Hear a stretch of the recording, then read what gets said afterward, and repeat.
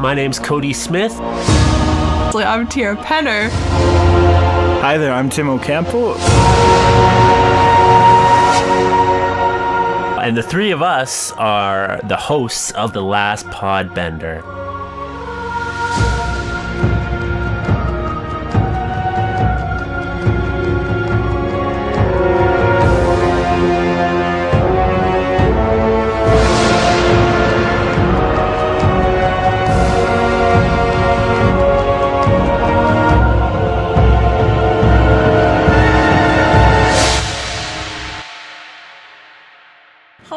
Everybody out there listening, this is episode 13. Is it 13? Yep. Hello everybody out there, this is episode 13 of the Lost Podbender.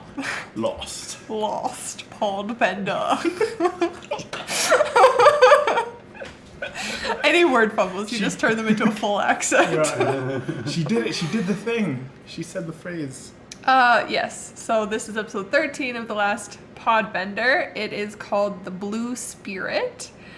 And it's honestly one of my favorite all-time episodes. Like, the emotion in it, and like, it's just very cool. I really like it. What happened? So basically, in this episode, Katara and Sokka get sick, and Aang goes off to find medicine for them. Turns out that he needs to go get some frozen frogs from a swamp, but he gets captured while getting the frogs. He also meets this really crazy lady, big boomy energy, I think is what Tim said. Yes. Big boomy energy. Big boom. So yeah, that happens, and then he gets rescued by the mysterious blue spirit, which honestly, amazing, just spectacular, love it. We learn at the end that it is Zuko dressed as the blue spirit. And so to start off with my thoughts about this episode. Just real quick, we should just say that he gets captured by the Fire Nation. Oh, yeah. By General Zhao. Who's now Admiral Zhao. Yeah, he got a promotion, and he was being a dick, and then he got a promotion, and now he's even a bigger dick. Oh, Zhao's in this episode? Because it makes it so much crazier when Zuko rescues him. It does make it pretty cool. Yeah, okay, so I guess the reason that Zuko is even on land and not on his little boat is because Zhao gave the order that no boats were to enter or leave this area. So Zuko was pretty much just stuck. So, yeah. But, okay, so my thoughts. First off, there'll be many. First off, though, Zuko, as the blue spirit, uses 0 firebending. I noticed that as well, actually. Yeah, I was like, that is crazy. Like, maybe he does, and we just don't see it, but all of the scenes that we see have him not using any firebending. Whether it's Aang deflecting the fire blast or him throwing water on a dude from a bucket, like, it's amazing. It's incredible that he is not only a trained firebender, but also, like, a trained ninja, apparently. Yeah, I just have these skills in my back pocket. Just like, yeah. What do you think? What are some motivations you could discern from him holding back in that way? Because that's a big deficit. We all know that bending is essentially like an extension of oneself. So why do you think like he holds back in this way? I think it's mostly just so that absolutely it couldn't be pinned on him, you know? So there's no question of a doubt that it's like you couldn't tell that the blue spirit was a firebender, right? Yeah, like he maybe could be from any nation. He could have been from any nation or like whatever. It could have been a non-bender too, right? Mm-hmm. So I think it's mostly in the like anonymity. Yeah. Anonymity? Yeah. I don't know how to say it. He was just basically trying to keep a low profile, right? And so that nothing could be pegged or like drawn back to him, right? Yeah. Because I think that Admiral Zhao now already kind of has maybe his suspicions about Zuko. We obviously, from past episodes, we know that they don't really get along. So I think that especially Admiral Zhao would, if he would have used firebending, he would have taken any excuse he could to pin something on Zuko. And be like, you know what I mean? So I think that's why he doesn't use firebending. Yeah. It's crazy they don't get along. They're like the two most likable characters in the entire series. Okay. To be fair, this is one of the reasons I love this episode so much. Yeah. Is because Zuko is actually a likable character in this episode. Like, he, like, you see him, and, like, if you had no other context, and you were watching this show, and you watched this episode, and it would just be like, you'd see this young man that is not allowed to return to his homeland without capturing this avatar person. And he is very upset about it. He's like, my honor, my home, my family. And he's like distraught about it, right? Yeah. So like, I really love that character, like, storyline that we have going on here. I like Zuko in this episode. I think he's amazing. I honestly, Zuko is one of my favorite characters in this entire series, and he's awesome. He always has been. Like, from episode 1, I always like knew. Like, the first time I watched Avatar, I was like, he's gonna be a good guy. Yeah, I was really mad that you just guessed that out of nowhere. It was like episode 2 or something. I was like, he's gonna be a good guy. But it's just like I said, it's just like you finally get that. Like, I remember watching this episode for the first time, and when it's like revealed that it's Zuko as the blue spirit, I like, you know, threw my arms up and was like, yes, the potential that I have seen in him this entire time, it has come to fruition. He is a good guy. Yeah. That's funny. I love this episode for that fact, because Zuko is and has always been one of my favorite characters in the series. Mm-hmm. You know what I like also is that he doesn't like flaunt that he's being like a nice person. You know what I mean? Like, he goes back to his uncle, he's like, I'm getting some sleep. And Iroh's like, where were you? And he's like, blah, blah, blah, grumbly. But like, he doesn't even tell Iroh. And Iroh's got to be like his closest confidant, right? Mm-hmm. So I think that's kind of cool that he's like, he's keeping it really close to his chest, which I think comes out maybe more later, that he's had these plans. I just want to say, building off of that, like, as a child, like, being exposed to the show without a fully developed adult brain, it was just a lot of like, mind-blowing moments. I was like, wait, you could be like, you're the bad guy, but like, you're antagonizing each other, but you're doing it for different reasons. You did it kind of a good thing for a bad reason, but at the same time, you're probably gonna like turn on Aang and capture him yourself anyway. Actually, that's actually a really good question. If the blue spirit, because we know Zuko's only way back home is to capture the Avatar and bring him to his dad, essentially. How would that, if the blue spirit succeeded 100%, if he didn't get knocked up with that Yu Yan archers, shout out Yu Yan, just kidding. Yeah, what would have been the next phase? Because we have Aang on the run with the blue spirit. You know what, I think... As Zuko would be like, wow, yeah. This is like literally my ticket right here. I can't really claim it because the blue spirit is like, my one persona is kind of is in the way of me actually claiming the prize, if that makes sense. Yeah. I think that if he had actually captured Aang, he would have been like, yo, I'm the blue spirit, yo, I captured the Avatar, I'm going home now. Well, maybe. I think I just think that, you know, he probably would have just revealed himself at some point and just been like, hey, I caught you. Yeah. Or like maybe when they escaped together, and maybe when Aang wasn't expecting it, he would have like tied him up or something. I don't know, but yeah, I think so too. Especially like, I feel like he does. Zuko definitely, like, this is like he's zeroed in on Aang, but I'm not sure how much of this is like calculated, and how much of this is like reckless. Because the blue spirit is such like a cool like even for the tone of it, like the little like, I'm not sure if it's a hi-hats, but the little like light like tinging percussions, like ting ting ting ting ting ting. You know the blue spirit's about to throw down. It's great. But like, the thing is, Zhao is probably gonna be like, oh hey, 2 people are wanted now. It's a blue spirit and the Avatar. And then literally the next morning it'd be like, oh haha, by the way, I'm Zuko. Unrelated to the blue spirit, but I have the Avatar. I think it'd be a kind of hard. I'm not sure how far Zuko thought that out. And I feel like that same question is a little bit reflected in, okay, spoilers for book 2, but when Zuko reclaims the blue spirit mask and ends up freeing Appa, Iroh does point out to to Zuko of like, who do you want to be? Like, you're not thinking things out correctly. Like, what's your plan? What's your end game? What do you actually want as a person? And it's kind of funny. Like, it's really cool seeing Zuko getting to have an outlet for what he wants deep down, but also kind of exposes some faults within himself in terms of like, I don't know, what he actually wants and who he is as a person. Yeah, I If think that makes it- sense. Okay. Sorry, I was just gonna say, I think it really shows like the inner conflict that Zuko's consistently going through, right? Mm-hmm. Like he wants to be like, I think deep down he really wants to be like this hero of his people, right? Yeah. He wants to be the good and just leader.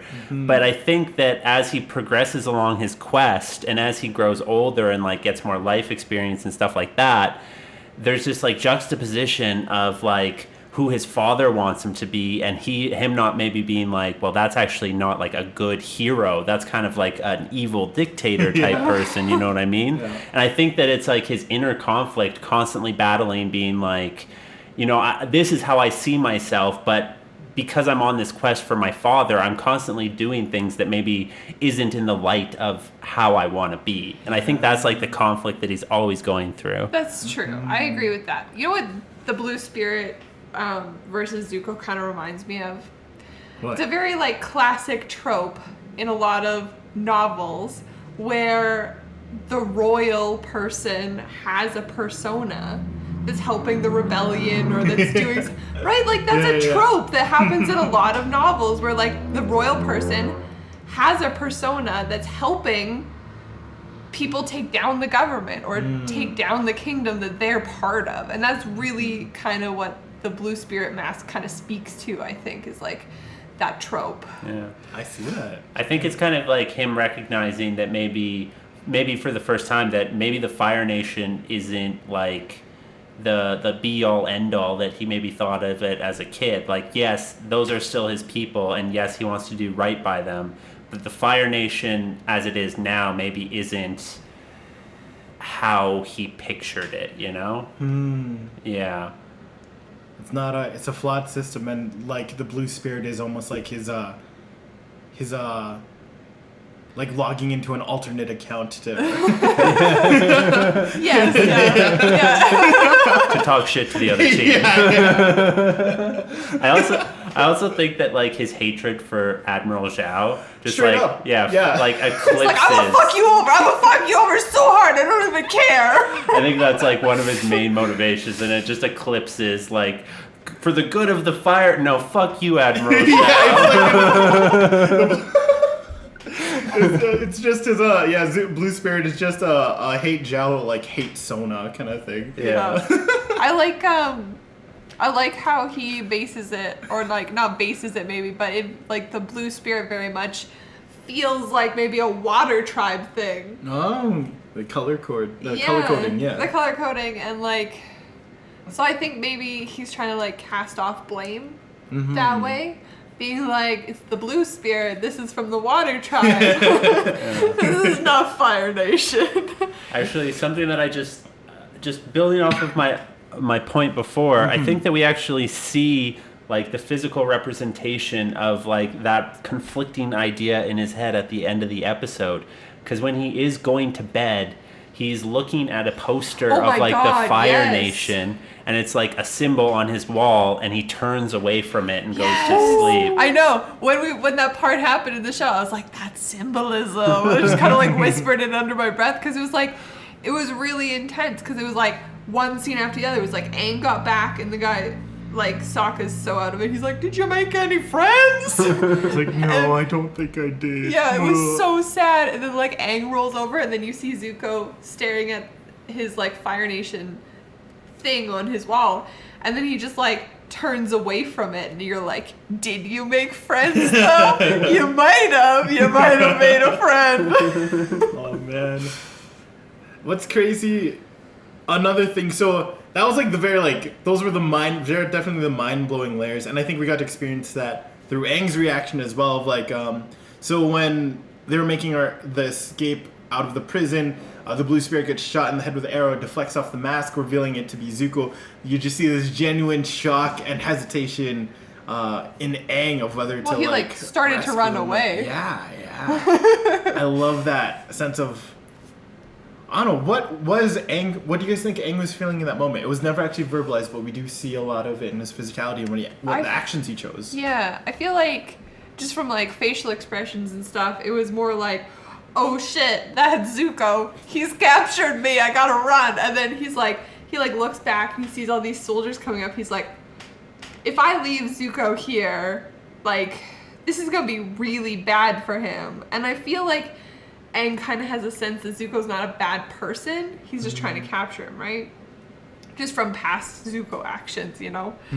So I feel like there's like this conflict of like, do I leave him to basically his fate, or do I help him out in hopes that maybe this affects how we react to each other later on? Yeah. I think that like Aang is also going through like a little bit of an inner turmoil, especially in that moment. Yeah. And I think that his initial gut reaction is like, you know, it's kind of like that childish initial, like, I should just run away from this. Like, fear?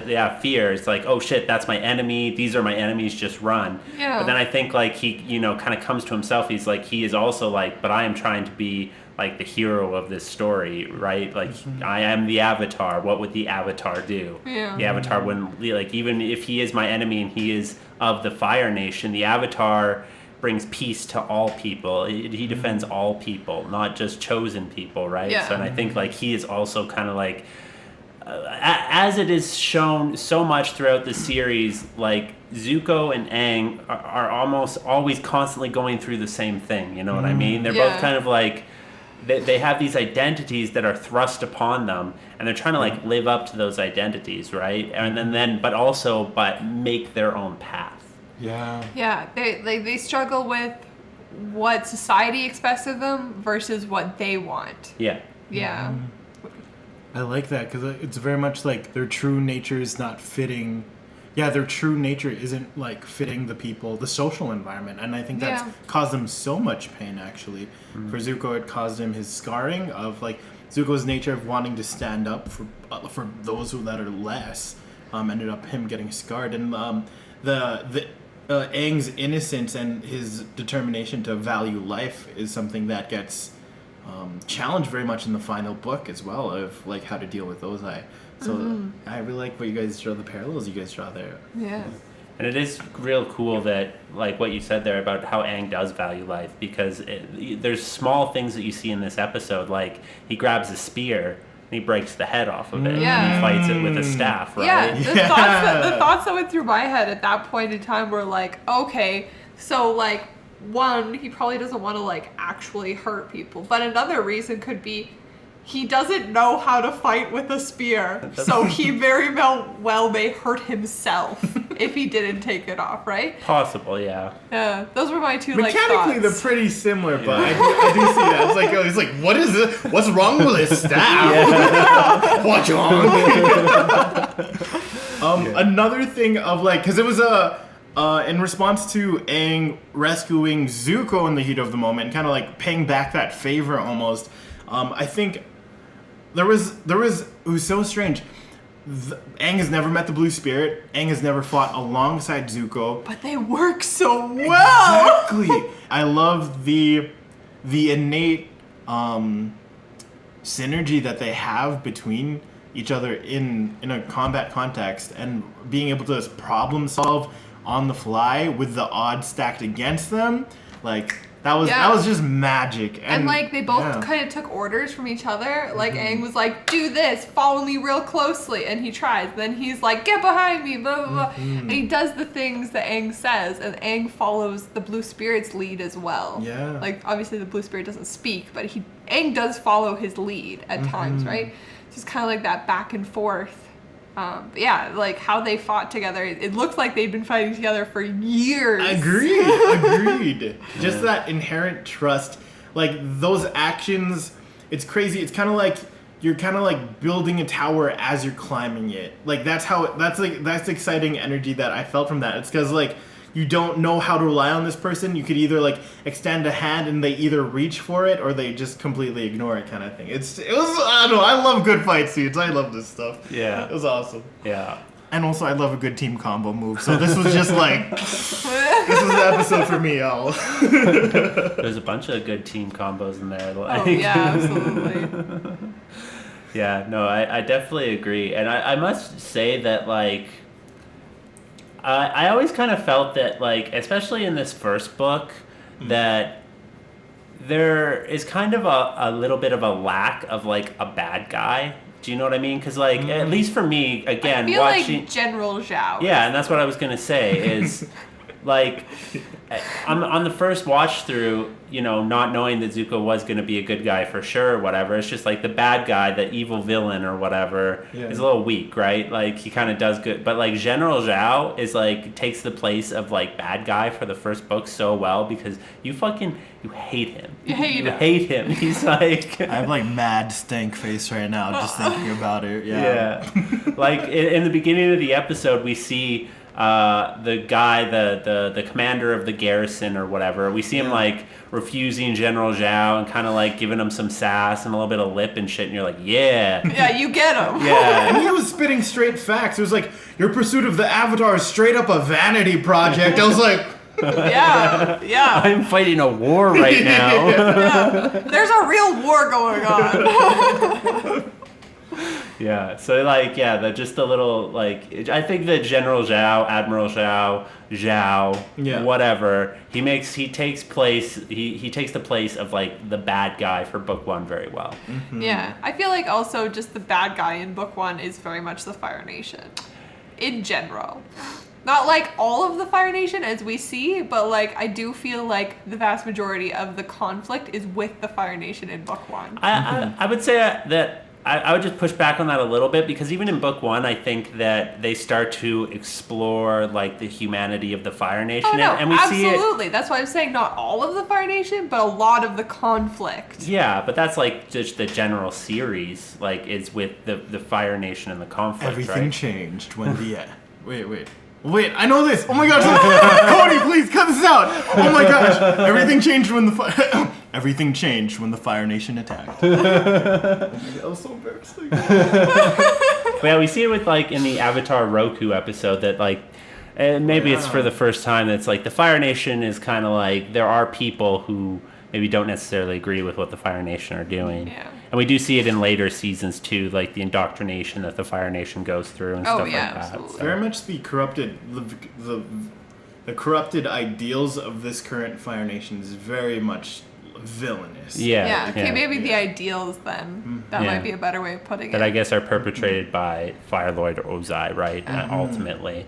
And actually, just kind of building off of that, and General Zhao being like the cool villain thing. There's actually a very like there's a moment in this episode that is just like so classic evil villain. Yeah, it's like he's standing in a big tower on a balcony addressing his troops, which are arranged in squares. And all I could think of was A, Hitler, and B, Saruman. So Saruman addressing the Uruk-hai. Yeah, so it's like, this is like, this is such like a classic evil villain trope, you know what I mean? And it's like, actually, it's happened in history too. Actually, when he's making that speech, I wonder, is that the first time that the Fire Nation has alluded to plans with Sozin's comet? Oh, actually, I think it might be. Because I was thinking, I was like, obviously this isn't the first time the comet's been mentioned because of the Fire Temple episode, but this is maybe the first time that the Fire Nation explicitly says, like, this is our year, we're going to take over, this is because of Sozin's comet. Yeah, because again, we only hear about Sozin's comet, but we don't. We hear that it makes the Fire Nation more powerful. It increases their powers when it is happening. But you're correct. I don't think we've heard that the Fire Nation actually has any direct plans until this episode. Yeah. During that same speech, it's crazy. Like, with all the knowledge I have now, I can imagine Ba Sing seeing what that looks like. But the fact that, like, they specifically said, like, this is the year the Sozin's Comet is going to help us, like, tear down the walls of Ba Sing Se. And I remember first watch, I was like, oh, okay, random city, that's cool. Having troubles there, that's cool. But now it's like, with the rewatch in mind, it's like, oh my gosh, that's like freaking crazy. Ba Sing Se? You guys think we could take Ba Sing Se? Not with the, oh god. the stone hand people. Oh yeah, the Daili. Not with the Daili, they won't. Yeah. It is crazy though to think that like the Earthbenders and the Earth Kingdom really have an advantage when it comes to defense because they can just surround their city in stone walls as high as they want, and they're just like, I'm an Earthbender, I'll just open that up for you, no worries. Although we do see later that the Fire Nation has developed technology against those things. Oh yeah, like that's how they got to the big air wall. Nomads too, right? Yeah. There's probably technology. They're very like the industrial revolution force of this. It's kind of cool. Of this series. It's like cool to see the war machines that they come up with. Yeah. Obviously it's not cool for the people they're using them on, but it's cool to see the You can appreciate the innovation, Yeah. but not the uses of how the application. Yeah, for sure. Like this is just like kind of a random tangent entirely, but it is very cool how the Legend of Korra kind of carries that like industrial revolution spirit of the Fire Nation, but applies it to like your average citizen. Yeah. I really like that about I've only seen the first season of the Legend of Korra, but I really like that aspect of the Legend of Korra. Yeah, for it's sure. very cool. Yeah. Yeah. So I have some. Oh, go ahead. no, go ahead. I have some honorable mentions for characters. I think was the cat Miyuki. Miyuki. I love the whole the old lady going like, Miyuki, did you get in trouble with the Fire Nation again? And the cat was like, yes, I've been I threw down. they've been catching these paws. I peed in their boots. They're never gonna get that smell out. I love that. Love the Yu Yan archers. Just like honestly, the only people who've ever actually successfully like captured Aang that I could think of in book one. Yeah, really. Were the Yu Yang archers. Yeah, it's just like, Admiral Jones, yeah, okay, fine. Like it ain't no thing. Like, Zuko's out here, like, sweating and just, like, trying all these different tactics and decoys and all these things. And the Yu Yan archer's just like, yeah, an airbender? Yeah, okay. Yeah. Here it is. And I wonder why they never show up again, but they're probably like, we got you the Avatar already. You don't deserve Avatar. No more Avatar for you. You lost him. Like, come on. The thing that I thought was absolutely amazing with the Yu Yan archer Shadow was subtitles. that they like straight up jump off a cliff with only their bows and arrows. They're clearly not benders. They just fucking Aang jumps off a cliff. They're just like, yeah, sure, we'll jump off a cliff, whatever. Grappling arrows. Yeah, it was, and they landed better than Aang like tumbled through the trees. They're like flying through the trees like fucking Robin Hood over here.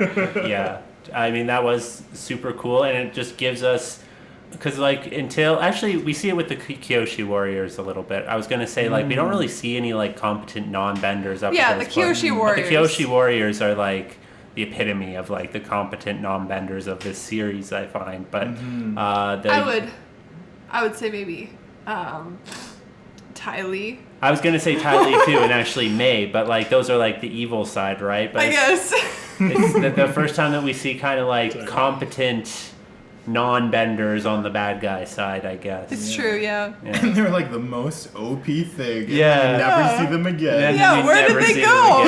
Just capture the Avatar and then like, actually, no, we don't need you guys. You know what I bet happened? No, they rage quit. So go ahead. Yeah, that's what I bet. I was like, they just fucking left the Fire Nation. They're like, we caught this guy for you, and you let him go. We're out. We're gonna go fight for the fucking Earth Kingdom. You guys suck. It's like, what more can you attain? You captured the Avatar, so it's like, might as well retire on a high note. Yeah. Yeah, no. And I think while we're on honorable mentions, I just think we have to... Momo? Yeah, give it up for Momo. He's trying his best out there. He's like, and also, where did that pile of treasure go?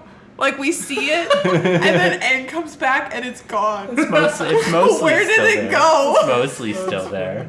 No, but like at the end of the episode, we see them when they're spitting out the frogs. Yeah. No treasure. Yeah. Where did it go? Oh my gosh, that's so funny. I like to think they held on to that and was like, this is like, wow, we literally have no money. That was why we were on the boat, and that's why we got sick this episode, because we were on a boat trying to make money.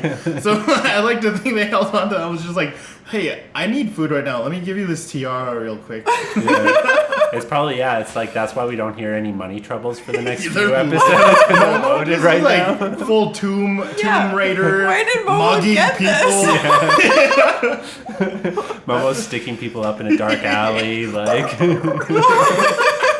We'll give you whatever you want. He's using his big ears to intimidate people. Love that. Yeah. I think that it's a great episode because we kind of built off of, especially in accordance with the last episode, where we get to see Aang and Zuko's like backstories and their parallel backstories, and then in this episode it comes together with like parallel futures, and it just like it converges them, and it's like, we're not so different, you and I. Yeah. When they're in the clearing close to the end of the episode, when it's Aang and Zuko, and Aang is like talking to Zuko and he's being very vulnerable and being like, hey, do you think we could be friends? When Zuko shoots that fireball thing at him, it just doesn't feel like maybe he put his heart into it. I would agree with that. I would think that it was like he was surprised because he got knocked out, and then like he is now technically captured, I guess. Yeah, and Aang's all hasn't like, captured him. Aang's like, be my friend, and Zuko's like, I'm gonna shoot a fireball at you because this is what I know how to do, but also maybe we could be friends. Yeah, because I feel like if his heart was in it and he really wanted to capture Aang, he wouldn't have just shot in a fireball and then laid back down. He would have gotten after that shit. You know what I mean? For sure. Yeah, because he just kind of like half-heartedly shot a fireball and then was like, cool. Just like watched Aang escape through the trees. Yeah. I really love that you're addressing that actually. And what's so interesting is that, like it was without his mask as well. So it's kind of. I'm trying to imagine like the vulnerability in that, like, oh hey, I have this persona that was supposed to help like conceal and protect my identity. I'm waking up in a situation I don't recognize. There's like someone who I'm hunting is on my right. I'm like completely fine, but I can't really make that connection that they're trying to reach for because I'm supposed to be the Prince of the Fire Nation. Yeah. The Avatar is supposed to be my enemy. So that's kind of, I love the conflict, like you just putting words to that inner conflict he's feeling in that moment. That's awesome. Yeah, and I think he falls back on what he knows is familiar, right? Yeah, which is hunting the Avatar. He's like, oh, I gotta shoot a fireball at you, you're the Avatar. But like, instead of like, maybe we could be friends. Yeah, and then instead of confronting like, because in that moment, if he's like, yes, I can be the friend of the Avatar, that's literally admitting to himself that the past couple years of his life have been wasted. Wow. Like his nation's quest for the Avatar is futile and not right, and that's like admitting him. He would have to like, you know, the cognitive dissonance. Yeah, exactly. So instead, he falls back on what's familiar and shoots a fireball. Yeah, absolutely. Yeah, I agree with that for sure. That was such a beautiful moment. Oh my goodness. It was. That's why. Sorry, that is just why this is one of my favorite episodes. Oh yeah, like, Zuko, yes, your feelings. This is definitely one of my favorite episodes. I missed out on doing the honorable mentions because we started talking about other things, but honorable mention for Iroh completely cleaning the crew out of the money. Oh, we'll play another game. You're catching on real good. Maybe you could win next time. Yeah. Iroh, the fucking pie show shark. Yeah. like guy pulls up his ship. He's like, oh, maybe they're here for a spirited game of pie show. That was so funny.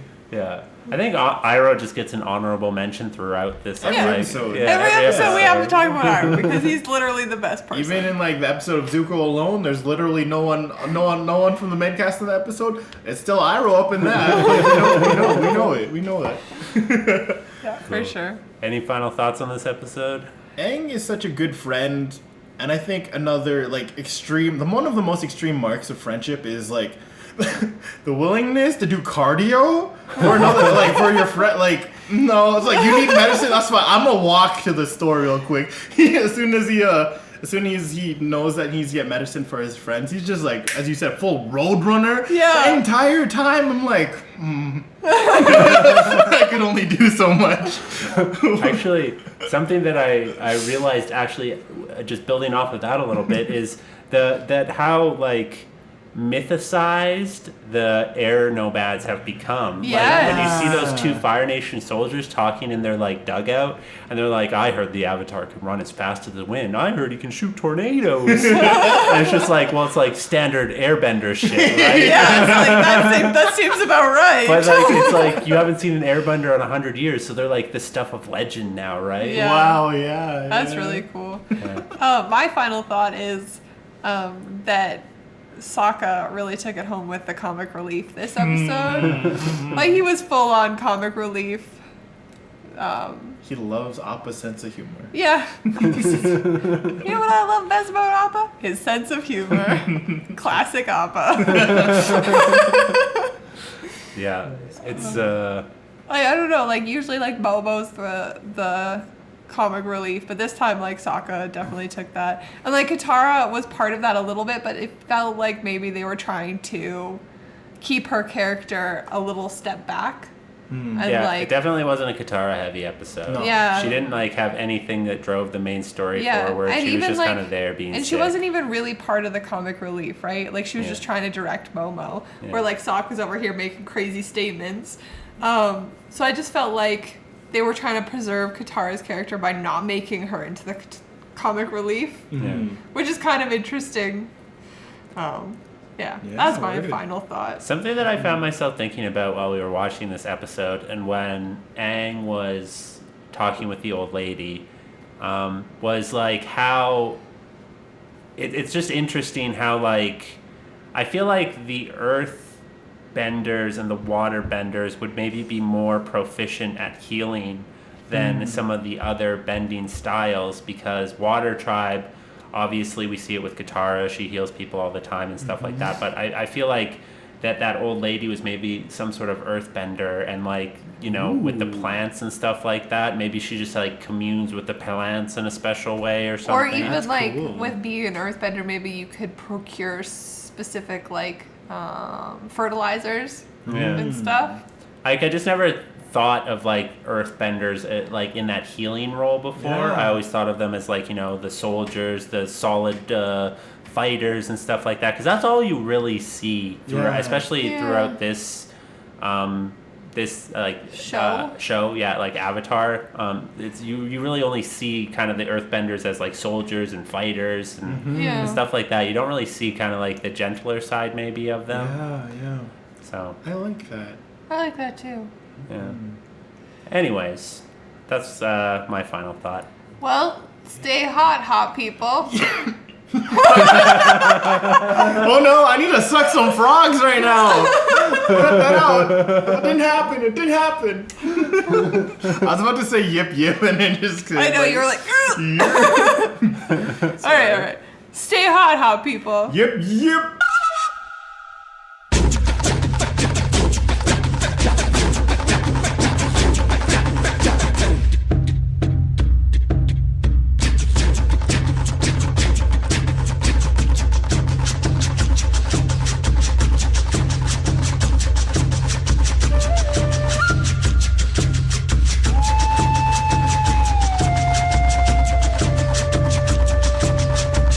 If you liked this episode of the podcast, why not leave a review? Whether you're listening on iTunes, Stitcher, Google Podcast, whatever podcatcher you may be listening on, ratings and reviews are huge. They help us to break through those evil algorithms, and it will help us to reach the most amount of glorious Avatar fans that we can possibly reach. If you would like up-to-date information regarding this podcast, follow us on Instagram. You can find us at the.last.podbender on Instagram. If you would like more information about all of the shows that Froggy Style Productions produces, including this one, follow them on social media, and you can find them at Froggy Style Productions on Facebook, Twitter, and Instagram. For more ways in which you can support the show, visit fsproductions.ca.